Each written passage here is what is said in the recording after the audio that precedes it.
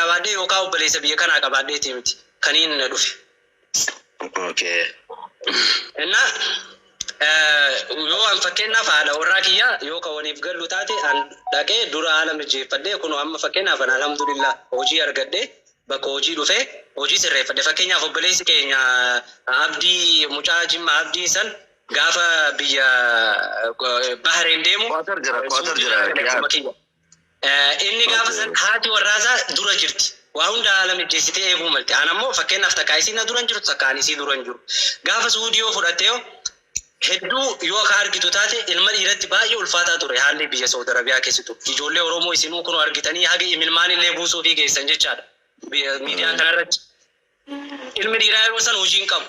Isin garuu hojii mana Arabaa hin qabdi turte. Dubartiin takka gaafa Saudi Arabiyaa keessatti mana Arabaa yoo seente shortaan bakki itti ol argitu hin jiru.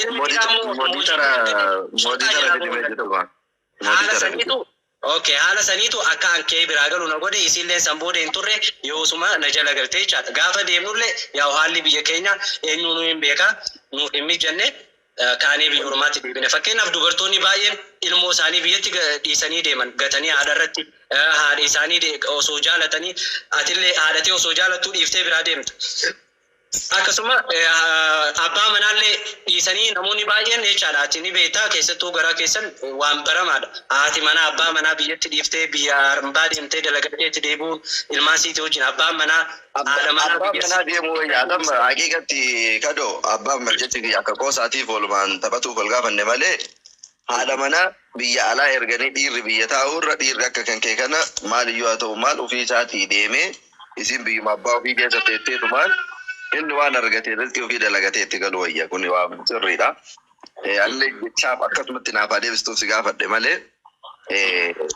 wanta mooditara kennuun beektu mooditara fidime yoo qabaatte. Innaa suuraa kiyya qaqqabdeetiin bakka mooditar kennu san dhaadhu mooditar godha. Innaa san jedhu amma ka Ahmadiitii fi kan keetitti yoo si deebi'u. Mee amma ansuman gaafii qaba Nasri sodaa kiyya gaafii. Kana fitachi takkitti ta'a Ahmadii na fitachiiti anaafatu waliin taphanna. Kamasaa kanarratti gaafii sirraa qabu. Tokkoffaa irratti ati amma akka nama tokkotti oo dhuguma rabbii dubbanne dubbiin Ahmadiin jedhe kuni tokkummaa Oromootiifis haa ta'u tokkummaa Itoophiyaa biyya keenyaatiif tokkummaa Afrikaatiif intalli Oromoo mucaan Baalee san yooni fi intala Harargee maali Hamzaa yoo ashiitee fuudhe ashiitee yoo Hamzatti heerumte ani maarri asirraa qaba kunoo asirraa surree asiin baafadha jechaan san tokkummaa keenyaaf gaariidha. Dhuguma inni waan na bareedaa dubbate san gubbaan itti kakatee maqaa rabbiitiin gaafa wanna san jecha san raawwatu wanni san dhugumatti gaariidha waan deeggaramuu qabu.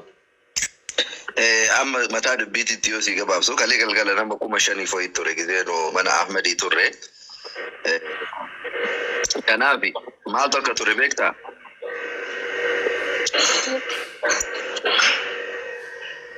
Dubbadhu. Eessa deemtare?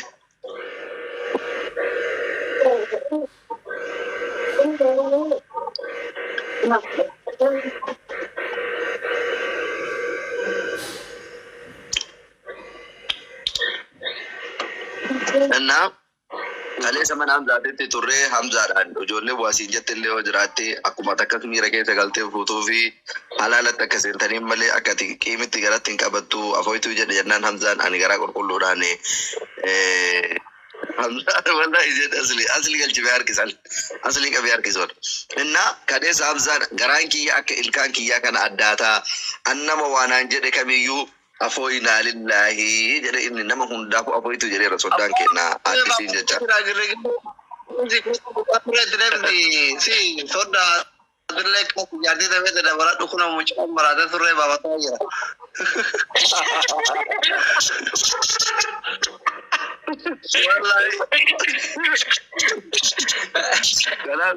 Inni afooyitu jedhee jira. Hamzammaan abbaan dhimmaatu afooyitu jedhee jira waan ta'eef atillee soddaadha. Soddaaf damman duudhatan jedhanii atillee dhiisi amma waa'ee Ahmadii kanallee jarru afooyitu jedhaniirani. Waalaikum salaam gaaroon. Amma jechuun abbaa obsinaan gurbaan kun amma jechuun gisee nama nu daffare tokkoffaa mucayyoo ta'e na dhiisee gale lammata galee biraa dhufe amma illee bormucattii ta'e na dhiisee fuudha inumaan salphatu tabiraan haadha balaa jedha waan kana salphatti ilaalte kunillee bor amma tiktok irraa dhukkee walirraa nu kaasisaa bor Kadir dabaluma dhabuudha kaakee harbar waan biraati miti sanuma dura jabeessi sanumatti waan dalagatti wali qabadhu isin wali waa ta'utti wayitidha. Maali atu jadi malee ma sinaan isinirratti duuduun keenya noo lubariyoo isin moobsinaan irratti waalaan deettan karaa walitti cufuun ta'e silaa kiyar aga amma akkatti dubbannullee hin qabnu kasa kee ammoo yoo dabalatelle Kadir yoo arsii dabalate gandummaadha jedhan jedhi harargee dabaladha harargee namuu nama eegaate akkanatti kakaraanatti cuftu taate moobsinaan intala harargeeti hin ta'u moobsinaan dubartii Oromoo hunda haalee harargeedha arsiidha hunda waan ta'eef dabalachuun ta'u. Rakkoon ani jaalaluma harargee qabu malee jaalaluma harargee qabu malee Kadir moobsinaan rakkoon qabu ilala harganii kakadiidha ammoo rakkoo qaba. Anammoo jaalaluma harargee qabu malee dharraa dubartii dabalatu yookiin suutii dubartii dabalatu dhaqabaadheeti miti. amma kwaatar jirta Kadir kaatariin jira Dr. Kiyar. Eeywa maashaallah ay bareeda jabaadhu. Akka maalli si mijatee? Haalli mijate dhiyoo kana nasi manne egaa kafiila kiyyaa wajjin Dubaay dhufee deeme. Wallahi dhufnee deeme. Yoom dubbattee reemaa osoo ati dubbattee si simannamaa. Burj Khalifa bira suuraa osoo hin ka'in Dubaay dhufne jechuun yookaan Nasrii yookaan ana yoon argin Dubaay hin dhufne. Dubaay dhufte hajjiin ta'e guutuu miti ta Dubaay. Yookaan kiilolee dhayitee yoo nyaata nyaanne Dubaay dhufuun kan kee namansiisu. Irra deebi'ee nuti kafiila kee jala jennee. Qaaliin intala teessanii godhe akka nama wanni jirutti seenii bahii naan jette akkuma siisanii seenee bahe akkanatti intala teessan kunoo qaalii sii goone isin akka baakabaa jirre isin ammoo kana mara quban qabdan. Mucattii irraa bareedee iyyuu barantii agaatee deemte battii faabillichette. Buuteetti fuuyoo jette Kadiroo intala teen laal akka buuphaa akka killee. Alala deebisaa jirti kaawwatiin akkam gizee nyaate alala deebisaa jirti lafaatikii irra alala deebisaa jirti duba gizee wariin gizee waa nyaate akkam galgala aanamfataa bulaami akkas dubartiin illee ni muuxatu jecha. Xiqqoo itti tacaacamte na fakkaate mucattii agati xiqqoo irraa achi deemte battiin bakka beektaa akkuma durii sanatti deemte. Yoo wafnu jalaa godhe. Caqacuun oolu na fakkaate jechuun kirmaa kanallee itti baay'ee. Nagalatoofachuu qabdan hojiin gizee akkanatti hojii baay'isuu biyyaaf nagalatoofatu qabda ture. Galgala malaa mucattiin beektaa kadhoo yoo ati barcaa fudhattee galtu gubsee jala teessee buna sii danfeessaa ixaana sii aarsaa bultii hirriba gahaan argattu.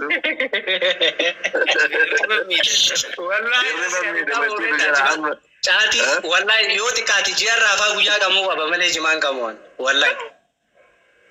Maal beeka waan ati gaafa isin na kadhattuutu jira jimaa maal qamahii maal wallahi dhugaa siin jedha hin fedhaa ati na bira teessee akka qamaatu hin fedhettee gaafa na kadhattuu jira wallahi jimaan qamoo.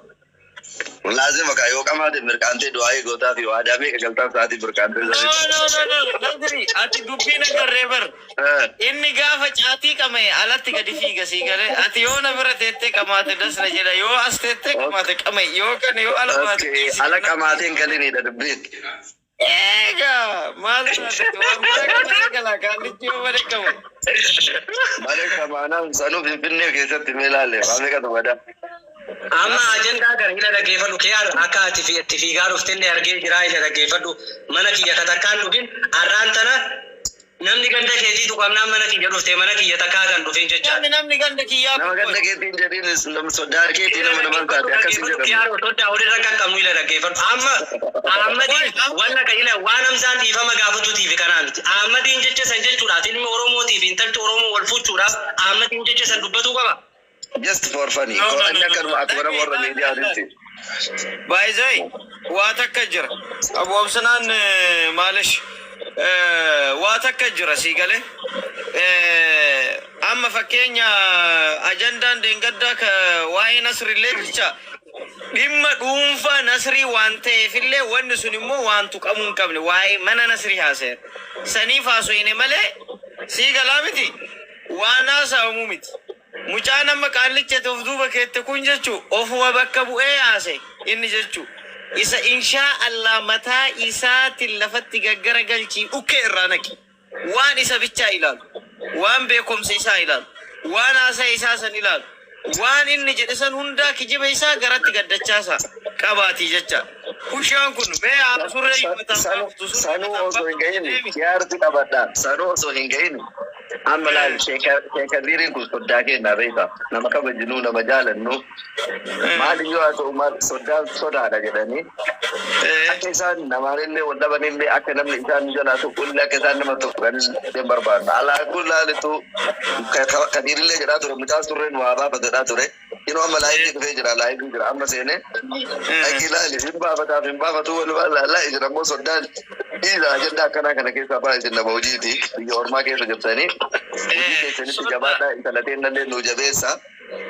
bakka isin fakkaatuuf hojii isin fakkaatu qofarra isin arguu barbaadan akka soddaa keenya kabajamaa tokko akkasiga ammoo ila dhaggeeffadhu wanna ati jette irratti ila dhaggeeffadhu soorii dhiifamallee naa godhi kakateeti yoonii fi ansurree hin baafanne anamma Ahmadiidhaan soddaan jedhu dhugaasiin jedha akka siinii fi kiyaariin faa yookaan siliifaadhaan soddaa jedhutti Ahmadiin gonkuuma soddaa afaan ittiin jedhullee hin qabu maaliif ilmi ganda kiyyaa Hamzaan obboleessa kiyya ilmi obboleessi kiyya gaafa silaa intala ganda isaanii fuchuudhaaf jedhu yoo inni isii tana fuudhe yookaan itti heerumte surree mataan baafadhe jedhee miti kanaaf deebi'ee maal jedhee kakatee jechaadha kakatee maqaa rabbiitiin yoonii fi isaan wal fuudhan ani dubartiidha dhiira miti dubartii naan jedhaadha wanna dubartii asirraa qaba jedhee hagas takkatti illee dubbate kanaaf jennaan ani isaan dhiira hin jedhu kana dhiifama naan jedhu naa godhi maaliif isaan laayifii dhufee jira dhaqi deebisaa dhaggeeffadhu kadir akkasii dhufi dhaqi deebisaa dhaggeeffadhu kennu mana baneera maal akka taate beekta Nasri amma Kadiri soddaa yoo soddatti balleesse sirna Oromootitti jechuudha aadaa Oromootitti waan adabamu qaba sii galaami ati amma isaan soddaan hin jedhu yoo jette jechuu badii jaarti gaafa gattaa'e sitti mura sii galee ati akka nama tokkotti himadhu isa yoo inni balleessee nu argatu jira itti nu argaa nu laalaa akkana jedhee jedhanii suuta tartiibaan himatan malee laayivii dhufanii soddaa surree nu habaafatu hin jedhani salphina laayivii qabate soddaa Kadirii jedhanii hin jedhamu akkasi osoo inni nu baafatee ila gurbaan kun soddaa Kadiriiti jedhani laal sillee siifillee gaariin ta'u argite wajji saalfatte jechuu ati ndoof nama araarsee naga buusuu qabu malee nama isaaf Hamzaayyuu araarsuu qabu malee akkas jedhe akkas godhuu qaba nama jedhu qabu miti soddaa keete man satara naasa fasatarahu Allahu nama ilma namaa sattare rabbiin isa sattara jedhanii isin ammoo bakka tasumaayyuu bar bakka soddummaa kana waan dagattan na fakkaata gantalarraa fagaattan bar isinii qadu bakka taate ammoo fuula nuti sadii kuna kabaan illee akkasii kaarargeellee kiyaara too eessa fuchuu bara hawwii qaba. Inshallah an sanyii mootii fuudha. Gaafa sani ela Kadir. Gaafa duraa Kadir. Gaafa duraa ati ilma Harargeetii ilma Bareentooti obboleessa keenya jedhanii gabbara sii qannasanii jennaan ati dubartii teenya shaqatuma ho'i seetee jallisee walii qaba yoo jette inta wanta akkas jedhamu. Gabbarri kun dhibba afurii haa gaban jenna tokkooti wanti dabalatu tokkollee hin jiru sunuu takkitti akka dhibbaati. Dubartii artii lama wanti mana tokko keessa walii qabdee mataa waliin dhooftuuf hin jiru. Wanti dabalatullee hin jiru ganaadha sunuu daa'ima mucattiin isaanitti ijoollee lamaa sadii afur shan argadha. Sanuma nu jabeessa. Shamarri teenya qaaliidha. Cal jenneetuma bakka tokko walitti hin qabnu takka takka abbaa feeneeyyuun kennina ilma Oromooti. Waan takka irraa hafe garuu hiiqaadhaa miti kan namni darzanaan bitee walii qabeerra taa'u. Siitu moobsinaan irratti Harargee fuutaa sitti dhiifna. Harargee yoo taate kutaa biraatii bar rakkoon qabu inni abbaa boraa irratti Harargee fuudhee rakkoon qabu ati ka jette arsii irratti dabalee jechuun maali kamiyyuu nama moobsinaan irratti fuudhuu hin barbaannu miti. Kutuma kamiyyuu haa taate. Kunuunee namni deeggara jedhu haa jira. Alam arsii intala arsii si dabaluu dinnaan anaadha moobsinaan waliin na dhoofin jee koome Ahmad ilaalaa malaayini Ahmad ilaaluuf deemaa raanchoo bakka. Akkasitti mucattii ta'e nammoo jabeessa. Talateen amaanaa si kennane immoo jabeessuun barqama keeti yaada balazaa tikeetti muradde si dhufa kwaatarii qabee gurra qabee si galcha isii biratti. Tamam. Galatoomaa eshi bakka mee deemnee laalla akka inni surree baafatu walumaan laalla. Mana Ahmadii deemnaa koota jedhan. Ayyee. Walumaan laalla.